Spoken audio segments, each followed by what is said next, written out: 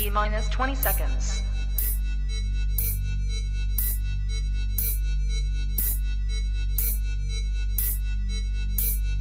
10, 9, 8, 7, 6, 5, 4, 3, 2, 1, 0. I'm supposed to be the franchise player, and we're in here talking about practice. I mean, listen, we talking about practice. Not a game, not a game, not a game.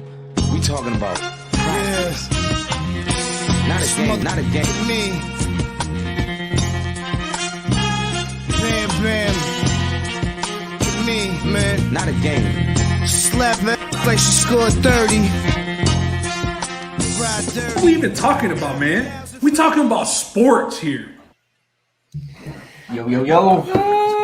Yo, yo, yo. It's week 14. Sunday sit down. We talking about sports is back. How you guys doing? What are we even talking about, man? The same thing we always talk about. Same thing we always talk about. Talking about sports today. What? How was y'all's Saturdays? What'd y'all get into? Ben or Ronnie, go ahead. It was lit. You had a good Saturday. Did you send it? Lit. Did you send it? Yeah, I sent the fuck out of it, dog. I hadn't partied since the wedding, man. And I didn't really like party, but that's a long layoff. That's a long layoff for me. Right 2 weeks is a fucking hell of a long layoff, dog. But thanks to how did you do it, man? 2 weeks. Jeez. Thanks to MMA Tap Hour and Ben and Justin for that show. I killed the hell out of the UFC, bro. I went 5-1 plus a 625 underdog in Benya. I walked away with like 3 bills last night, bro. So it was one hell of a night. Shout out to Megan and Aldo for having us. We made some fucking New York steaks, some T-bone steaks, green spaghetti, some tequila, Don Julio 70.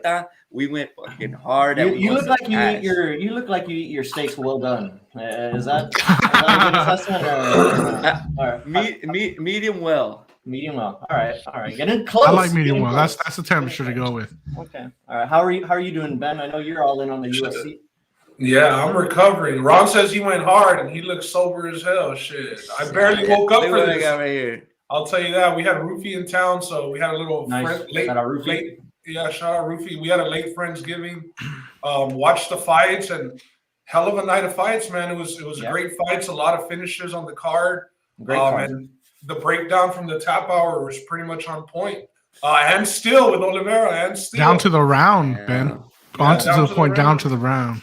I like how Oliveira walks out with his glasses, his reading glasses on, and then he just takes them. I like that. How was your weekend? Clark Kent, just take off them glasses. It's game mode after that Superman time. I was gonna say Peter Parker. Get right to business. How was your weekend, Justin?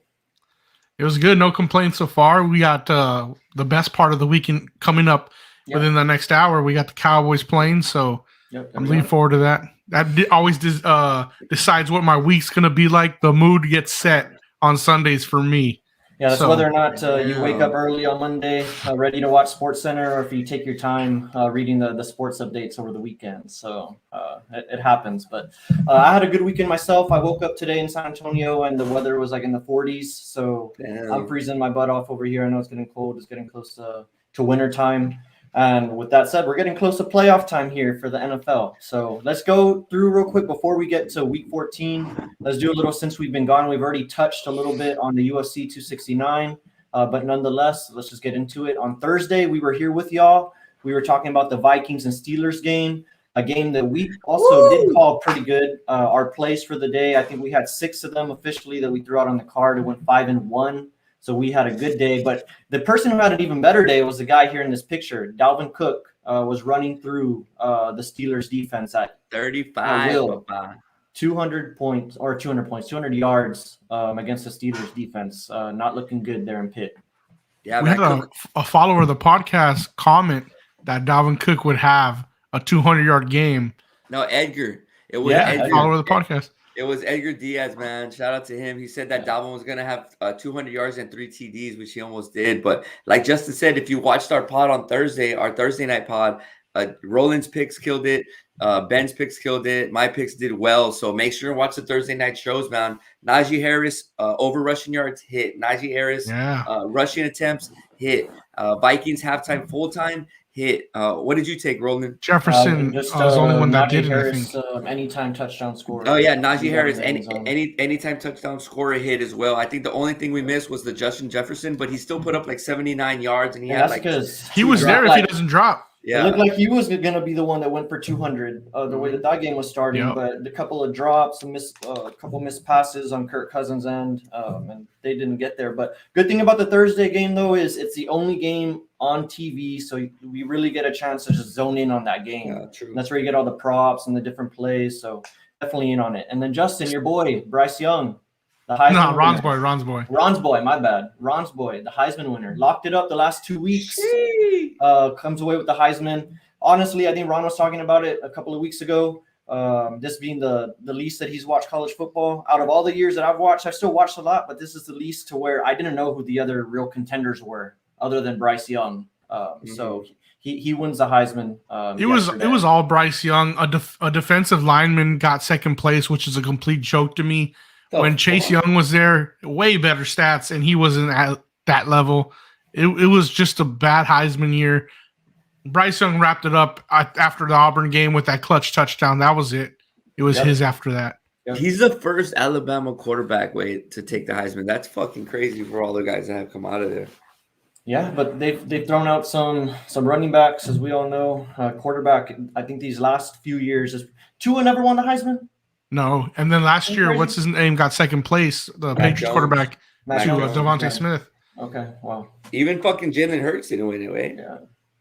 All right, and then UFC 269, we had Jesse in here saying, talking about Charles Jiu-Jitsu or Charles Jitsu, I guess that's his nickname for him. Buenos dias, perros. You said and still earlier. Were you looking for the finish that way? Were you looking for DP to get choked out? I thought it was going to end inside the distance somehow. On the podcast, we had mentioned how easily, Khabib sliced through him once he did get him to the ground. We did mention that it was going to be a little bit harder for Drew Bronx to get Poirier down, but once he got him down, like, he would advance quickly. And in that second round, he got Poirier down, and Poirier kind of was just content with staying in his full guard because he didn't want to try getting up and giving up half guard and possibly letting Drew Bronx advance. So there wasn't much that happened besides those elbows, that ground and pound. But in that third round, he took his back quick and he threw in that hook fast as hell. There was just too much time in that round for him to battle him off. It just was that easy once he got Poirier to the ground. You think Oliveira still hasn't seen championship rounds yet. That's an amazing accomplishment. There was first round pace played into it at all? Absolutely. He got taken out in the second round so easily. It had to. He had to have ran out of a little bit of gas, but that pace in that first round was ridiculous, and he actually dropped Oliveira twice in that first round. Man. Oliveira, the knock on him, Ben, was that he gives up in fights. That knock is over. He's shown the durability of the last two fights and pushing through that little, knockdowns. He's a different fighter now, and he needs his respect. For sure. There was a time in the fight where Poirier had him. He knocked him down or something, and Oliveira was on his back, and Poirier was on top of him. Maybe not like in a full mount or whatever, but he was on top. He had top position, and he got up himself, and he told Oliveira, "Hey, get up, let's fucking throw." So I think that was a major sign too that he knew that what world he was in, and if he was down there, he was like, let me get up. Shit, man. I knew Oliveira was great, but I didn't know he was like legendary status with the jiu-jitsu, man. He made, a fucking standing guillotine, dog. Like, that's crazy, bro. Like, he's on this dude's back and chokes his ass out. That's the balance to have that and to put in the choke at the same time and the hooks. I was impressed. I know he got knocked down standing up, but I was impressed with his stand-up game. His chin, man. He throwing the elbows into the mix and hitting some knees that landed real clean and hurt Dustin on the body. He was winning a lot of those exchanges standing up before they got to the ground. So he impressed. He impressed the fuck out of me, bro. And then go ahead, I'm an Oliveira fan now. I was going to say, what did you all think about how fast Amanda Nunes tapped out? Well, I was going to say the person on the right, Juliana Pena, she wins. Nunes was at minus 1,100. I'm surprised, but I'm not surprised. The only reason why I'm going to say I'm not surprised, and again, I was on Nunez the whole way, not going to say I called Pena here at all, but we have seen Nunez look like she's like, how can I say, like going into deep waters before, like against, what's that girl's name? Vandereen or something like that. Jermaine. She was gasping for air the whole time, and she found a way to get back into the fight. I was expecting that to happen in this fight, but she never hit that second gear, and she talked about checking out in this fight. So, crazy. She's got a bit. It looked like old Nunez, who used to check out on fights. That's what it looked like to me. And you stay around at the top for long enough, you're gonna fall, and I think that's what happened. It's lonely at the top, Justin. That's what it is. No, but she has a wife now. Motivated. The wife fights, and she has a baby. And Pena was taking a lot of shots too. I mean, usually when Nunez fucking touches you, you either stumble, go down, or get stopped. And shit, Pena was just fucking eating those, and she kept weathered the storm. Man. And I think that just might have shocked Nunez too. And then she's gassed. Pena's on top of her. We know the wrestling that Pena has, and when they were banging, you know, she's like, fuck it, I got to get to my wrestling. And that's what won her the fight. She takes Nunez down, and Nunez was just done, bro. And on the stand-up, though, I think we got to give it to Pena. She won some of those exchanges. Yeah, she had Nunez at the end of all of her punches. It was like her full extension. Her reach was perfect, bro. She was using, that's what I mean right there. She was hitting her with the end of all of her punches, full extension, and the pace. I don't know why Nunez was just brawling. Usually we do see her pick her shots a little bit better. She dropped Juliana Pena pretty early in that fight within the first minute. She dropped her. Pena can take a beating. She was going to be in there. It was crazy just how quick. I mean, she got her to the ground, and it was like Swiss cheese. She didn't even have both hooks in. She tapped her out with only one hook in. Yeah. It's a quit, man. She quit. Then Nunez doesn't even tap out like up here. She literally taps on the mat, bro. I hadn't seen that in a while, man. It was a crazy scene. Crazy. Joe Rogan was calling it the biggest upset in UFC history. I think that's pretty accurate. I think that's GSP Sarah, that's still, I think, the top. Well, I think the odds on this were worse. Pena, nobody expected Pena to ever lose again, bro. I mean, we said that she was just levels above Nunez, levels above everybody, and Pena went out there and, I mean, she cruised. Like, she had her way with her. Man, that was good. But it looked like Nunez, she got into deep water. She started breathing out of her mouth. And I was just, I don't know, it just went downhill very quickly for Nunez. My question for you guys, the MMA experts, is she going to recover, or do you think it's kind of like a Ronda Rousey type situation where, you know, she's been drinking out of that water fountain for too long, and, you know, her time at the top is going to start ending? I think she comes back for maybe one fight against somebody who she's going to beat, and then just like walks away from it, man. It's kind of, I think of, instead of the Rousey, I think of more like of a GSP situation, to where he was on top for the longest time. But GSP got lucky because his last fight, I think he lost, but they gave him the win, and then he kind of walked away. And I think this was kind of be the same situation for Nunez, except she took the L. So I see her maybe doing one fight and, you know, just calling it quits, man. I think her career is very comparable to a GSP. I think just mentioning GSP, that was actually a bigger favorite. He was minus 1,300 for that fight. So that was the bigger upset. But I think, Ron, Pena, Nunez, she's still the 145 champion. I think she goes to that division and just reigns supreme over there. Probably doesn't come down to 135. It's a lot easier to make 145 than it is to be cutting to get to 135 now.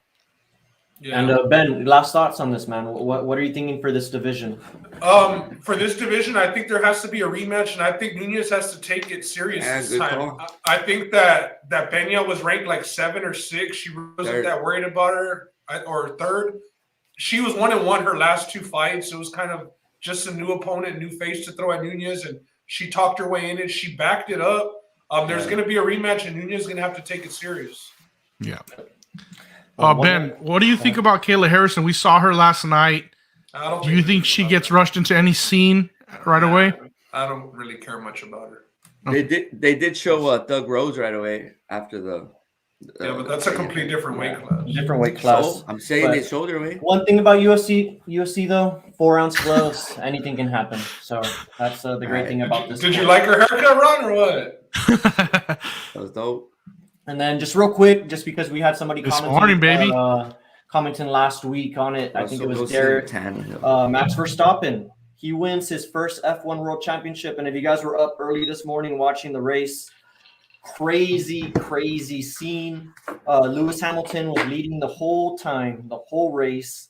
And then I think with like less than 5 laps to go, there's a crash. So they had to restart it. His lead evaporates and it's a complete restart. And it's between Verstappen and Lewis Hamilton. The last 2 laps is going head to head. And Verstappen passed him on the last lap and held him off. Crazy scenes. If you guys have a chance to watch the replay, go ahead and check it out. But Twitter, that's all that everybody was talking about this morning. Everybody's a little bit of a changing of the guard here. You know, Hamilton was leading for quite some time. He's older now. Verstappen's the young buck. He's only 19. He had the most finishes this season, most wins. I still feel like a little bit of a conspiracy nut here, but I felt a little staged to see the top 2 guys to go at it at the last 2. But what dramatics and what you would want in a race, so I'm all for it. Yeah. It was a WWE Vince McMahon setup. It felt that way with the reset and how it got set up to make it the 2 best going at it 1 and 2. It felt that way. Hamilton was winning by like 12 seconds the whole race. He had a 12-second gap between him and Verstappen, and then they just do the restart, and it becomes 1-on-1 to the end of the race. And Verstappen had the better setup to win at the end. So I'm sure if you guys find people on Twitter a lot more educated on this topic than me, but I just wanted to touch on it because it happened today and it was super dramatic. So again, if you guys have a chance, go check that out. But that was the end of the season for F1. And now the reason why we're all here, I think I said it about 100 times on Thursday. It's the fantasy playoffs. This is the last week of the fantasy football season. This is why we do what we do. It's week 14 and we're here to talk about it with you guys. So let's get into it. Quick weather update. As we know, so the winter months here, so we get some cold weather across the Northeast, and a lot of places here like Kansas City is going to be in some cold weather, but that's pretty normal for them. And then you go down to Tampa. Looks like it's perfect football weather for a highly contested game between the Bucs. The Bills are owed this after the last game they played, man. What do you think, Ben? You like the weather this game Bill's now? Weather. This is Bill's weather right here. I think it's going to be a shootout. I think we see around 60 points tonight. I hope so, bro. That'd be awesome. Yeah, be good setup for some offense for sure. That's what we all want to see. As long as you need to ask if it's passing weather for the Bills, because you know it is passing weather. It is passing weather. It's sunny today. Yeah. Let's go Bills today. Now the injury report, again, it's week 14. These injuries matter. These injuries hurt a lot of people, especially if you're caught off guard with some of these. Keenan Allen got hit with COVID at the beginning of the week. I think he was a positive test, and he's out. But his wide receiver counterpart, Mike Williams, he's going to be in. He's playing. Mike Will made it. He's going off Mike Will made it to go off today against the Giants, who have a already banged up secondary. Elijah Mitchell, he's out for the 49ers. Darrell Henderson, another NFC West running back, is also out.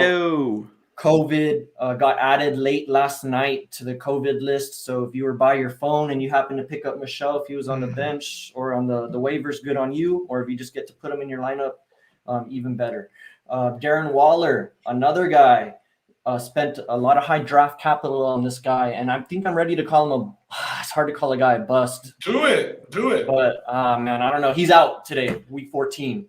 It's just hard to call him a bust because he's still this season he was a bust. By Darren Waller standards, yes. But if you go to the fantasy football rankings, he still finds himself as a tight end 1, technically. So that's why I'm saying it's hard to call him a bust, but by Darren Waller standards and where you drafted him in the 3rd round, in most cases, definitely.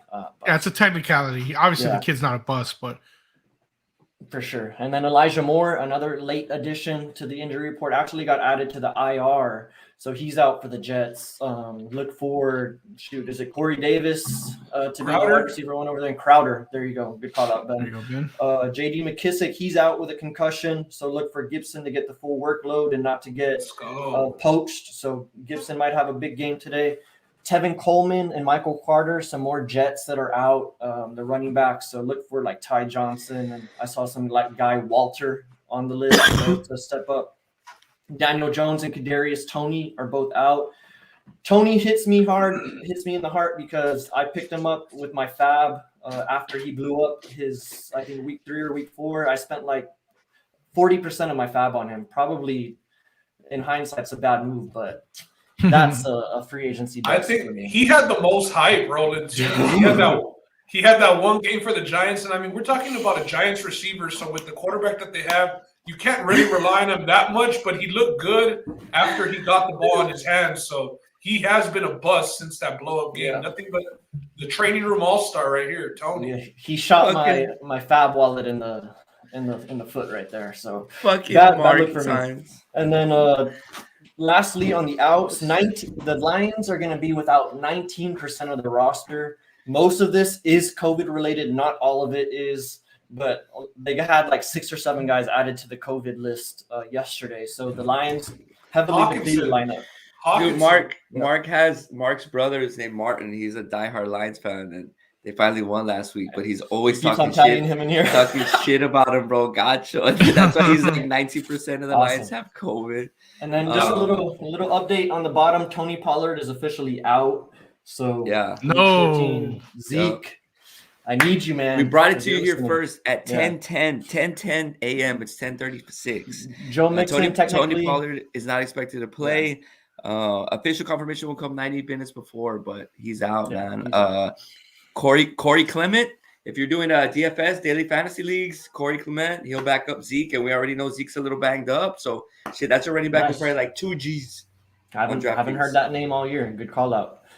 Joe Mixon, he's listed as game time decision, but he's likely to play. Keep in mind, Joe Mixon has not logged to practice all week. He's been dealing with a non-COVID related illness. He's like, but he is going to play. Yeah, he is going to play. Put me in, coach. Let him spin. Then they have a big game today. I don't need to live. This guy giving. Straight up. Honestly, Joe he shows up on Miles Sunday Mixon with the black Nikes. And then Brandon Cooks, he's dealing with some back issues, but everything that I've read looks like he's going to play. But I know you guys need to just keep on looking at the injury reports because you never know. I feel like the NFL's gotten closer and closer to the NBA with their injury reporting. So just keep in mind with those 2 guys at the bottom just to pay attention a little bit more. Moving on. Starts of the week. Justin, I see you're looking at playoff Lenny.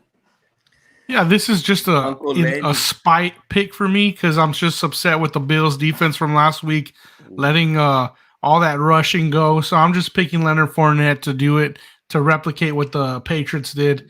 I'm just mad about the loss. I'm looking forward to cashing on a Bills 11 wins, and I don't know if I'm going to get there this year after all. So it's just a spite pick at this point. Looking tough. It's looking bleak for us in that over 11, but still got to play the game. Ben, I see an unfamiliar name on here for a lot of people that don't pay attention. Deontay Foreman, you're putting him in your lineups this week. Ben's a little quiet today. Former Texas Longhorn, leading rusher in the NCAA, ex-Texan as well. Coming off a torn Achilles, nobody thought he would even play again. Now with Derrick Henry out, Donta Foreman is a running back for the Titans. Are coming off a bye week.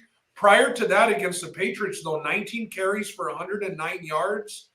He also got 3 targets in the pass game. He is the bell cow. We saw them get rid of AP. So I'm looking. They got the Jags today, so I'm looking for him to fall in the end zone and break that 100-yard mark. I think this is a good flex and even RB2. I would say RB2, top tier RB2 this week for Foreman. Were y'all surprised AP was able to find another team after getting cut? I think it's so fast. Seahawks. It's the Seahawks, brother. Desperate as fuck. You're right. To pick. I was gonna say something. I'm starting Deontay Foreman in my work league. He's my RB2. He's filling in for Gaskin on bye. So I think it's Dante. Deontay. We'll have to get the proper pronunciation. Easier name to pronounce. T. Higgins. You're liking T. Higgins today? Motherfucking Higgins, dog. Shout out to Louis in the chat. T. Higgins at my flex today for sure. PPR. Yeah, man, I'm definitely going with T. Higgins. He put up stupid numbers last week, 138 yards and a TD for 29 fantasy points. The week before, 114 yards with a tutty for 24 fantasy points. He's doing really well. The only thing is Burrow is a little banged up. His finger's fucked up. But I think that, he still gets looks. He's the highest scoring wide receiver the last 2 weeks, bro. And San Francisco is ranked 6th for giving up the most yards to wide receivers over the last 4 weeks. So he has a favorable matchup, and he's been going off. He's putting Chase Young on the back burner as the number 1 wideout in Cincinnati for the last 2 weeks. Not the season, but Jamar Chase. Yeah, Jamar Chase, sorry. Yeah, and he has been taking a lot of attention. I like the pick, Ron. Yeah. T. Higgins was a rookie last year.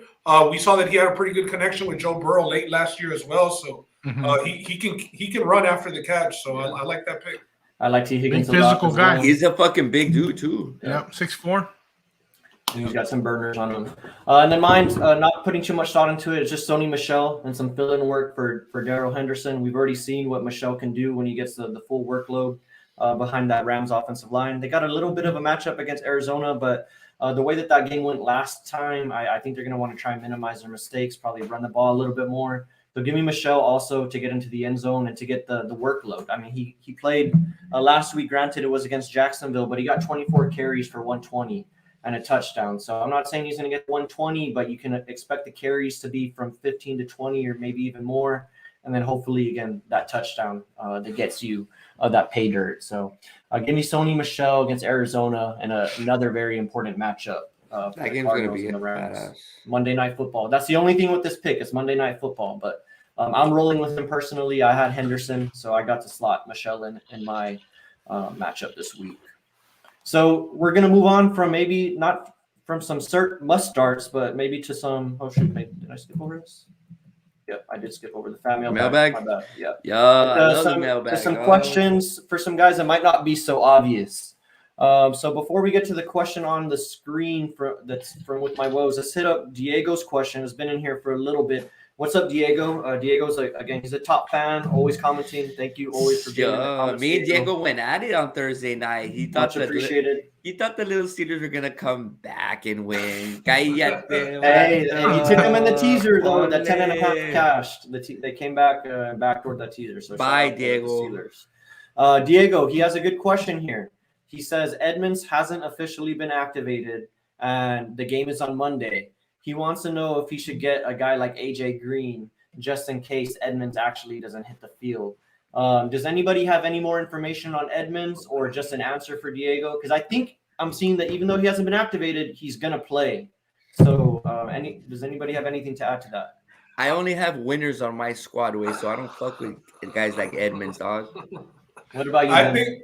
I think Edmonds is going to play, but I think maybe if Kirk is out there as another option, I would like Kirk instead of AJ Green, both waiver wire guys.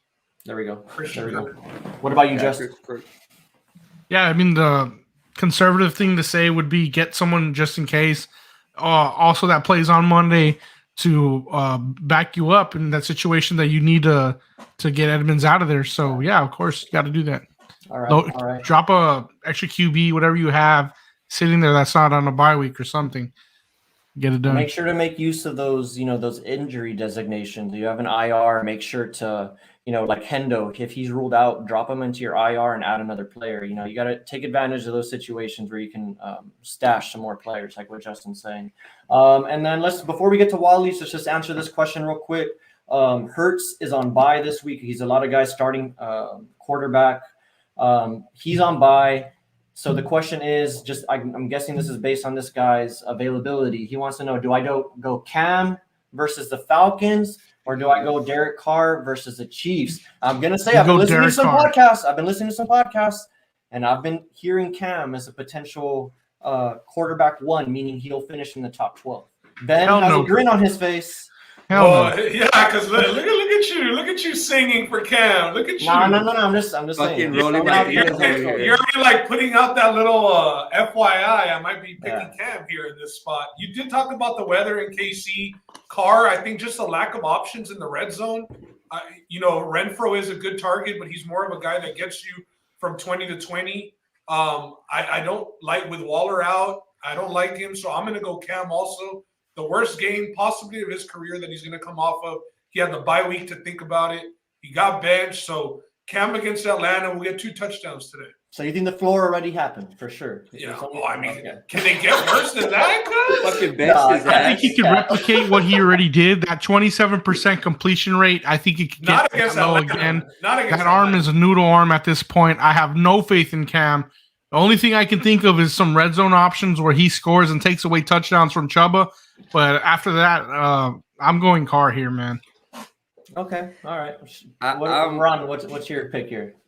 I wouldn't go with either guy. I'd keep it empty, but keep it empty. Real dramatic, right? No, man. I mean, starting one of these guys. Shout out to With My Woes. First of all, I love the fucking name With My Woes. That's pretty good, man. 2492.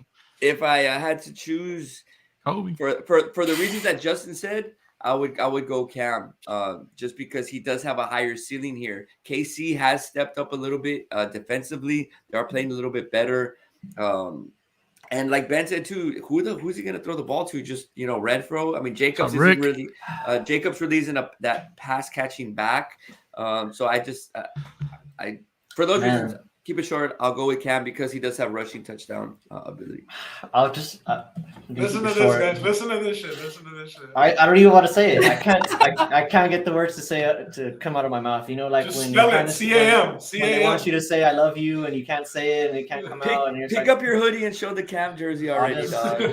I'll go with Cam in this matchup against the Falcons. The Kansas City defense has been playing pretty good, and like Ben said, the Raiders are devoid of options right now. So give me Cam. I'm a little scared just because of the benching and what happened last week, but just conventional thinking, you got to think the floor's already happened. So he's gonna recover. And Cam's a gamer. He should be ready. So we'll see. We got another quality. Yeah. Says he's streaming for Hurts also. These are his options. Heineke, Garoppolo, or Taysom Hill. Heineke's got the Cowboys, Garoppolo's got the Bengals, and Hill's got the Jets. Justin, where are you leaning on this one? Damn, I mean, Heineke's been performing well, and I hate that it's against the Cowboys tonight or at 12. Let me go Heineke.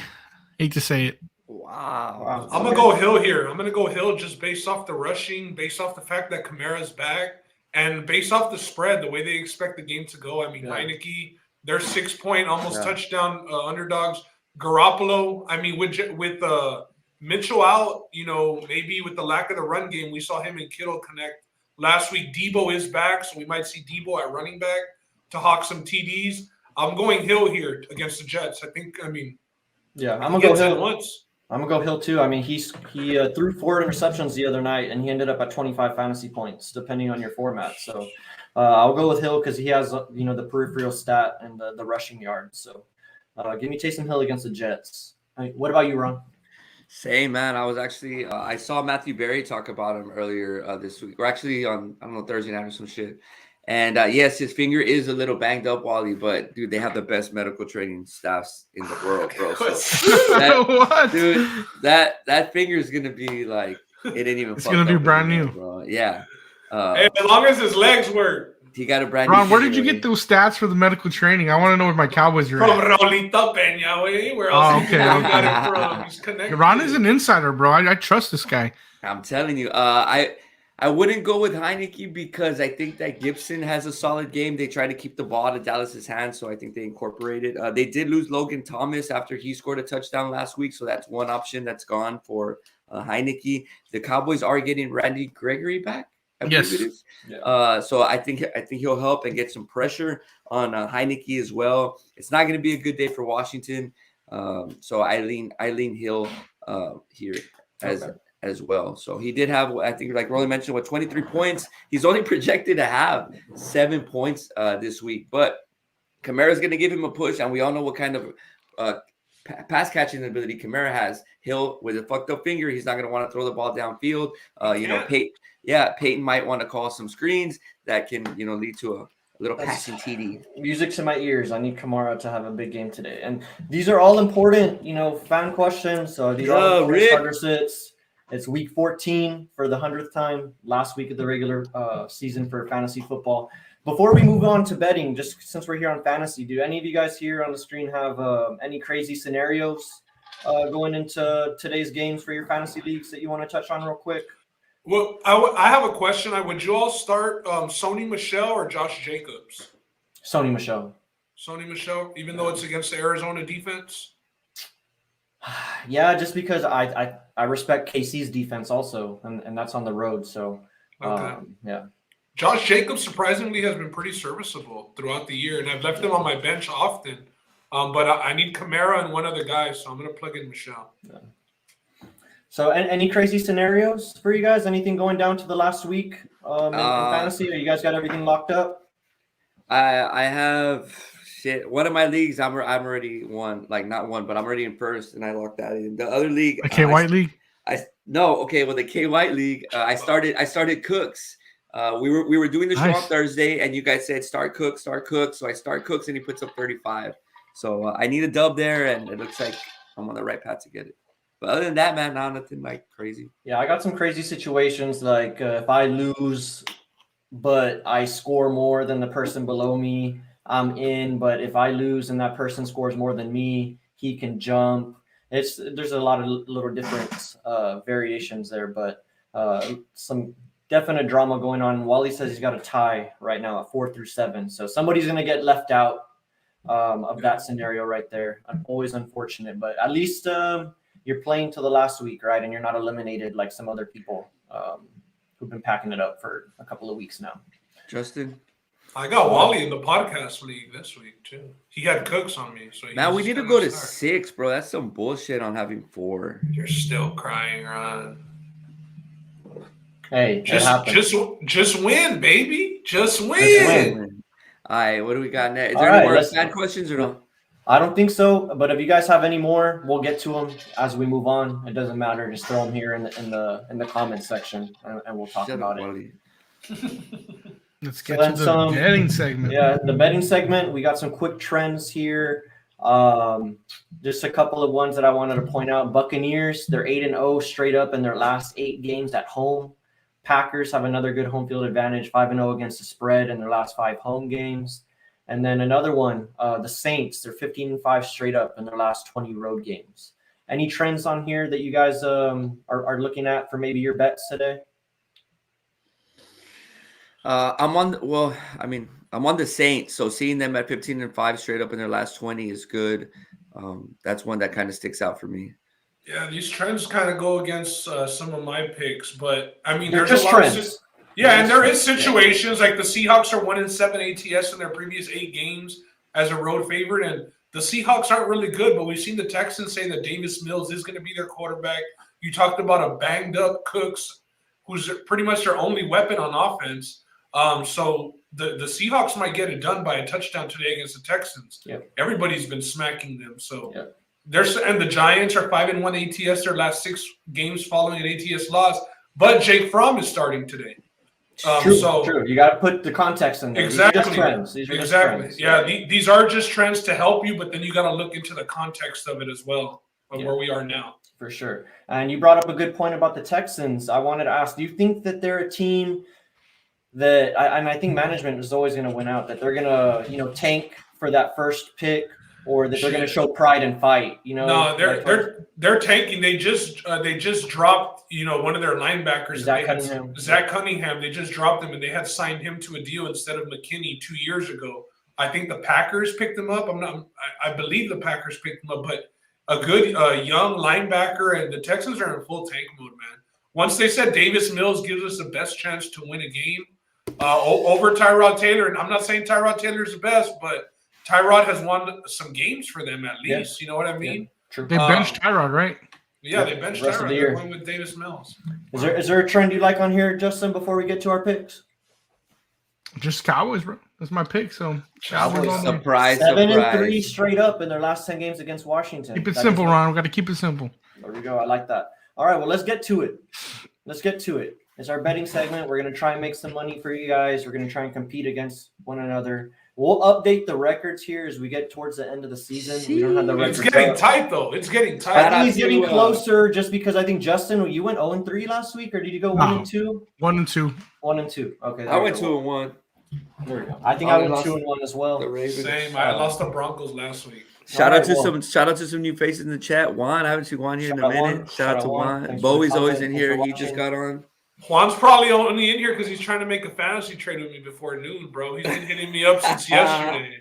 Throw in the trades. Let's get some negotiations going on in the comments. That'll be hilarious. We get our first live trade negotiation. Juan's looking to get AB. Juan's looking to get AB from me. That's where Juan's mind's at. AB suspended 2 more games, but he's thinking in the future. Hey, he's got some stashing. I like that. Week 16 is supposed to be back. Let's go from right to left this time. Ron, let's start us off with your pick. Let's go. All right, fuck it, let's do it. The Saints at -5.5.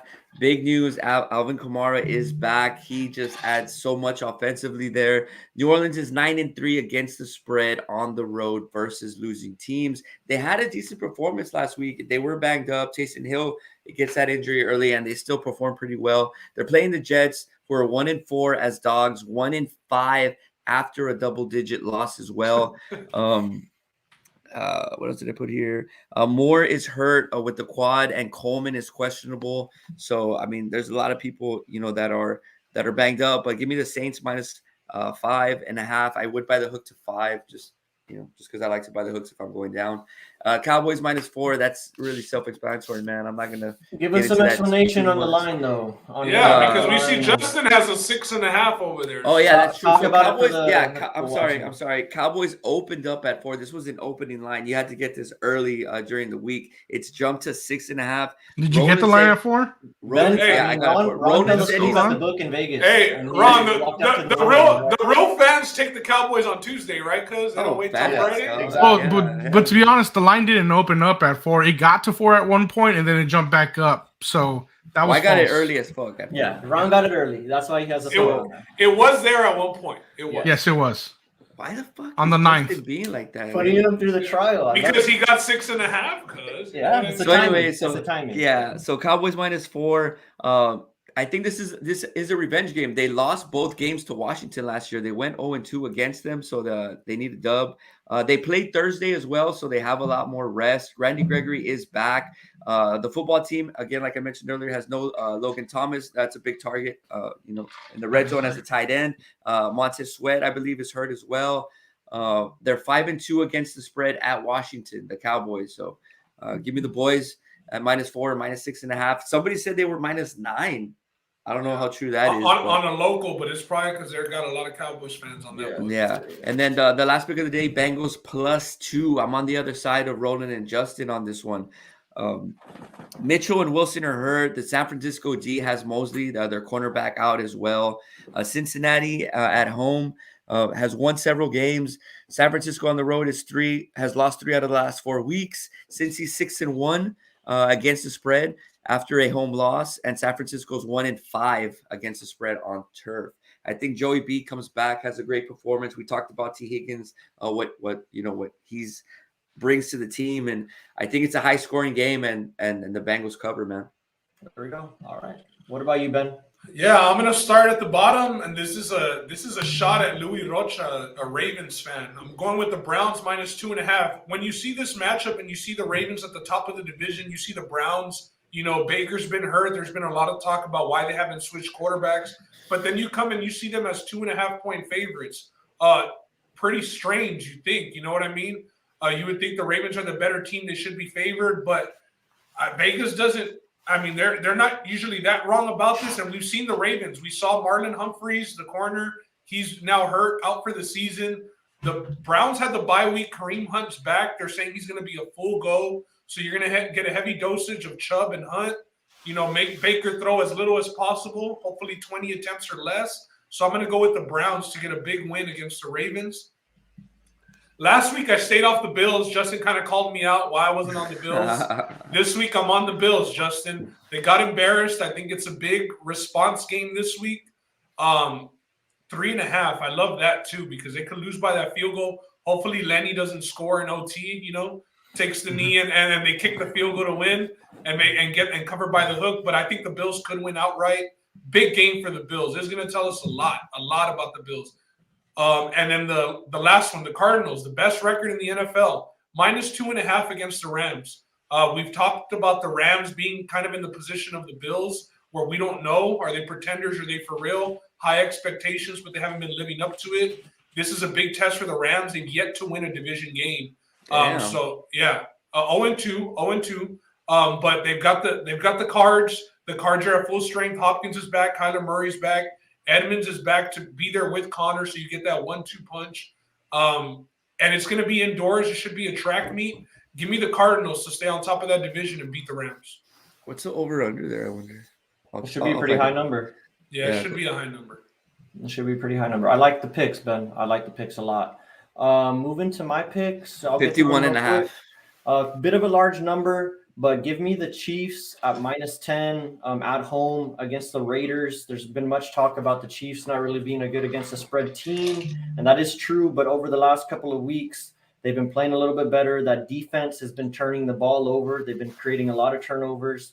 We've talked about the Raiders and their problems on the perimeter and with Darren Waller being out. So give me the Chiefs to cover. Very important game for them to further their lead in the AFC West.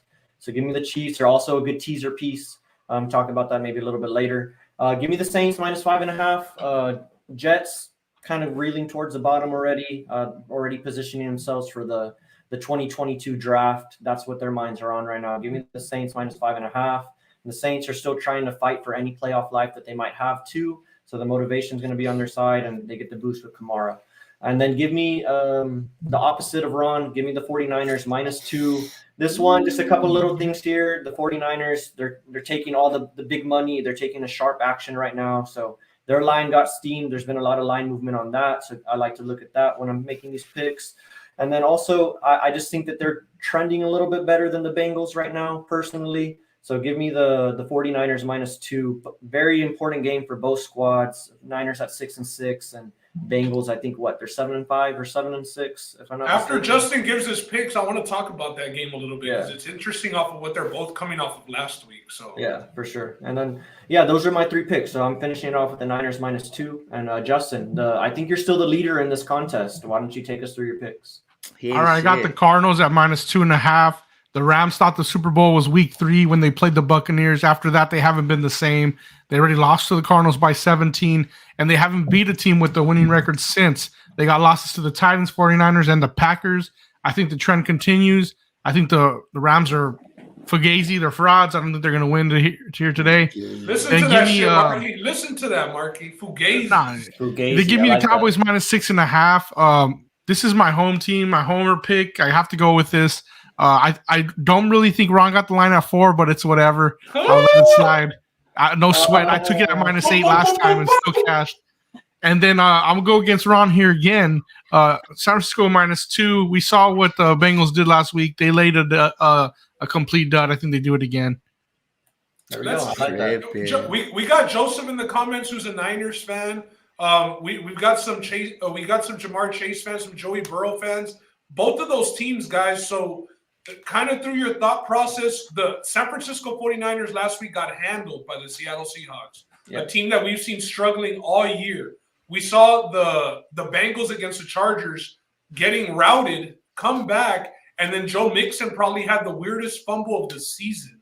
Not even touched, fumbled the ball, scoop and score for 6, and put the game away. I understand the desperate level of both of these teams. Is that kind of where y'all are going with it? Just a must-win mentality? I think with last week with the Niners, it's just a trend. They haven't been able to beat the Seahawks, and I think in the last 16 games, they've only beat them 3 times or something like that. So I just think it was just attribute to a trend. That, and then also I think for the Niners, the one thing for me, what it comes down to is when they don't turn the ball over, when they play their brand of football, running the ball with the various running backs, although they're a little bit banged up, setting up the play action. We saw Kittle absolutely go off last week. That's their football. But when they turn the ball over is when they start to have problems. So in games where they've had 1 turnover or less, they're 5-1. In games where they've had more than 1 turnover, they're 1-5. So for me, it just comes down to them protecting the ball. And I don't necessarily think the Bengals, with the middle of the pack defense that they have, because they're ranked around 15th or 16th in the league, I don't think they're going to turn over the 49ers too much. But then again, you never know. I think Alex said it here, Jimmy G Novales or whatever. That can happen also. Jimmy G can just happen. Jimmy G. That's what's been happening. Yeah. And I like Joseph's point here. Mitchell is out, so Jeff Wilson will be starting. I mean, he's good, but he's not. He hasn't put up numbers the way Mitchell has, man. And Jimmy G is also a possibility. Debo's still questionable. I just think offensively, the Bengals are more talented, man. So I just go with the more talented offensive team at home as well, catching points. So that's the important thing too, is that the Bengals are catching points. You got to think, well, not you got to think, but how much do you think that Debo factors into this? We saw him miss last week. Do you think that he comes back this week and is effective immediately? Or do they kind of like, maybe limited snaps or touches? Well, as of now, he's listed as questionable. I'm going to double check. He's going to play. He's going to play. They already said this morning that he'll play. I think he's one of those guys that he's not going to go out there if he's not going to get his full load. They might maybe use him a little bit more as a running back since they're down Elijah Mitchell, and they had already been using him a little bit more. I don't know. With this whole protection thing, I'm for it, but then at the same time, it's like you got to go out there and win a game. And who's the best guy to give the 49ers that chance is Debo. So you got to, hey, if you're going to go out there and play, you got to throw him out there. And Joseph saying Debo should sit out with the groin issue, let it heal. I believe we can still do without him. Joseph, the only problem I have with Jeff Wilson is the fact that Debo has been taking the carries, and I think that the usage there is what kind of bang them up, built up, to the groin injury, because they've been running the hell out of the ball with him, and I mean he's being very effective. He had scored a touchdown in 4 straight games rushing the ball, so I think that if Debo does come back and he's all right, Jeff Wilson might still see the backseat to Debo in the run game. He's projected to have 18 points, but I need Debo. I'm 6th place, trying to win my game. I need him to play today and that full mode. So give me a Debo Samuel today. Bengals are fucking winning, boys. All right. We'll see. We'll see. All right. Well, it's 11:05. We're getting close to kickoff here. We're within the hour. If you guys have any other questions on the picks before we wrap up, or any starter sits, let us know. It's the last week of the fantasy football season. Some teasers that I have for you guys here. I just have one today. I think there might be an extra one on the screen, but this one I'm just going to keep it simple. I'm teasing. You can also probably parlay these guys and get a similar line, but I just did a teaser of the Cowboys to -0.5. I got it when the line was 7.5, and I teased the Titans down from 8.5 to 7.5. Now, I do want to say I have another teaser out there with the Cowboys too, but instead of the Titans, I teased the Bills to +10.5 because of math. Those are my teasers for today, pretty much. See the Titans logo up there. I have a big heavy lean on Jacksonville today, man, at +9. So they're a possible teaser piece. You can get them at like 15. The receivers are out for Tennessee, and they haven't been the same since Henry's been gone. Yeah, just real quick, I teased the Cowboys. I got them down to that -0.5, but I put them with the Seahawks down to -2 against the Texans. Nice. I don't see the Texans beating the Seahawks, win by a field goal and you're good. So that's the route I took. I have another. I'll just throw it out there since we're talking. If you guys have any other picks that are on the screen, this is the time to get them out. I have a 3-team 10-point teaser also with the Broncos, the Seahawks, and the Chiefs. All pretty much down to -1.5. Just win. Yeah, just win. Because those lines are almost like play to win the game, or parlayable. Excuse me. Do you guys have any other plays, Ben? I see you looking at your phone. You got anything else for the people? I'm looking at my phone. I'm trying to find some of these props. I think Deontay Foreman, whatever he's at. Foreman. Yeah, Foreman. I mean, he was my start of the week. I think that his rushing prop's going to be probably in the high 50s, maybe 60s.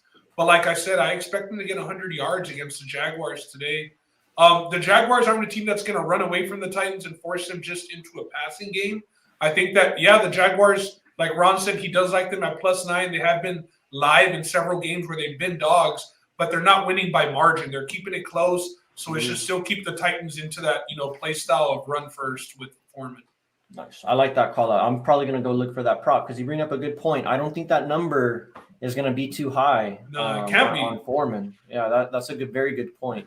Also, what about you, Ron? You got anything else? No, man, I don't. But I was going to tell everybody in the chat, everybody watches later, we try our best to go on Facebook or go on Twitter. And the bets that we don't do here, we throw on live bets on there. We'll throw up bets for the 3:00 games. So just, be on the lookout for our Twitter, be on the lookout for Facebook because we do put, live plays on there.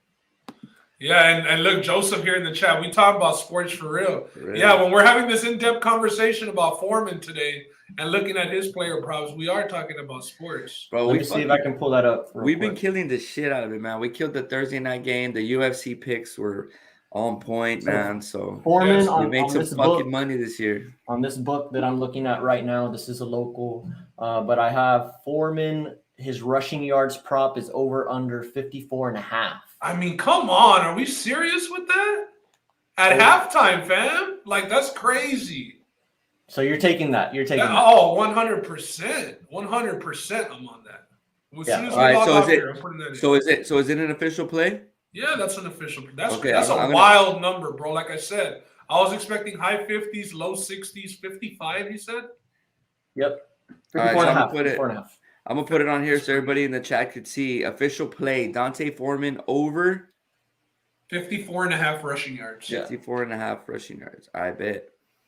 And that should coincide with that must start and hopefully some fantasy points for everybody who decides to start him today.